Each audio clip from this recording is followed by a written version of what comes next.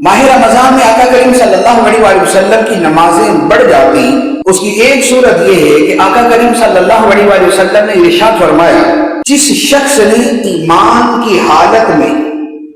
اور ثواب کی نیت سے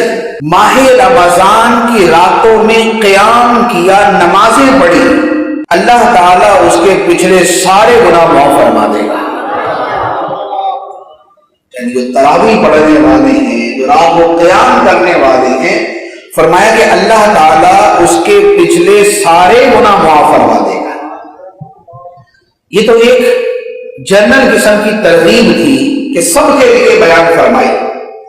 لیکن نبی پاک صلی اللہ علیہ وآلہ وسلم کا اس کے ساتھ مزید طریقہ یہ ہوتا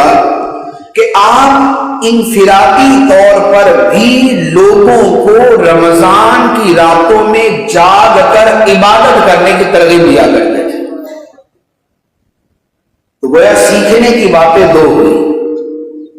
ایک تو یہ ہے کہ یہ مہینہ جب آئے تو راتوں کا قیام یعنی نماز تراویح یہ ادا کرنی، اور نبی پاک صلی اللہ علیہ وآلہ وسلم نے جب شروع فرمائی تو 2 راتیں تو آپ نے جماعت سے تراویح ادا فرمائی، اور پھر اس ڈر سے آپ نے جماعت کو ترک کر دیا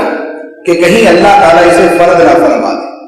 لیکن تنہا طور پہ نبی پاک علیہ الصلوۃ والسلام تراویح کی نماز ادا فرماتے رہے.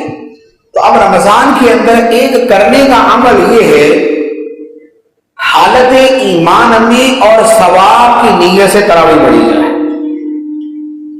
اور اس میں ہمارے لیے بڑی عظیم نیت یہ بھی ہے کہ نبی پاک صلی اللہ علیہ وآلہ وسلم کی سنت کی نیت سے تراویح پڑھی جائے، کہ تراویح پڑھنا سنت مؤکدہ ہے، تاکیدی سنت. اور دوسری بات اسی حدیث مبارک میں بیان فرمائی کہ نبی پاک صلی اللہ علیہ وآلہ وسلم دوسروں کو بھی اس کی ترغیب دیا کرتے تھے. تو گویا ایک خود تراویح پڑھنی اور دوسرا دوسروں کو اس کی ترغیب دینی. اس میں سب سے پہلے ہمارے اپنے گھر والے شامل ہو جاتے ہیں کہ اپنے گھر والوں کو ترغیب دیجیے.